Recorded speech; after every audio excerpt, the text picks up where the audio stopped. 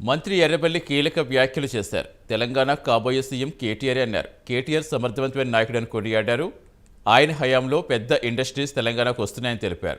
దేశంలో ఎక్కడ లేని ఉపాధి తెలంగాణలో లభిస్తుందన్నారు. కేటీఆర్ తమ నాయకుడు కావటం అదృష్టమన్నారు.